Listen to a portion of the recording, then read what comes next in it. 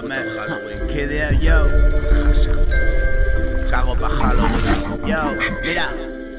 Oye, ¿qué?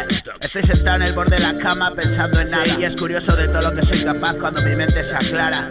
Sé que te enfada, que esté ahí arriba, subido follándote con ganas. Te cuelgan las babas al oír mi sonido cabrón, coma cabrón. Y es que de lenguaje nada, confundes ahí con ahí, hay de ti. Pequeñín me sigues con gana. Escribo esta puta pasada entre el ansia y la desgana. Yo no sé qué tanta risa estúpida si también te espera la tumba.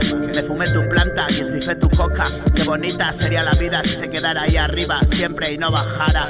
Soy un bajón en Gijón sentado en la parada. Soy un cabrón que creció en la calzada. Me gusta la pinta fría, la alemana, pero acabo apretándome las calientes, baratas y de lata.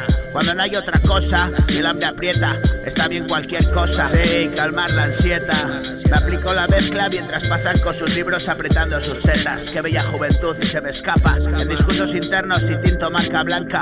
Hablo con lo que bebo, es mi psiquiatra. Se fueron todos los putos, nadie me aguanta. Cago mi puta vida, le digo adiós y nada. La gente se pasea, se dice adiós y se van para casa. Otro otoño de mierda a las 7 y noche cerrada. Y esa extraña neblina que rodea las farolas hace más triste aún mi pintura. 2004, estoy metido hasta el fondo. Aún quedan 6 largos años de pasarlo como el culo, bro. ¿Qué coño me está pasando? Quiero dejar de hacerlo, pero me resulta absurdo. Y siempre vuelvo al viejo asunto, buscando sentido en lo que no lo tiene. No fue hecho para mí, eso está claro. Pero salir ahora, ¿quién puede? ¿Quién? No quedan electrodomésticos, los empeñé. Ando a la caza del incauto que me subvencione. Pa' arriba y pa' abajo calle y poemas en el parque. A punto de decir ya vale y darme el gran jale. Y echarme a dormir a ver qué sale. Vacío los blisters y hago una poción. Me acuesto llorando a esperar, pero no. Despierto en el hospital, cagado como un niño. Tremendo pastel hasta los tobillos. No puedo ni hablar, quiero un cigarrillo. No cumplí los 30 y todo está perdido.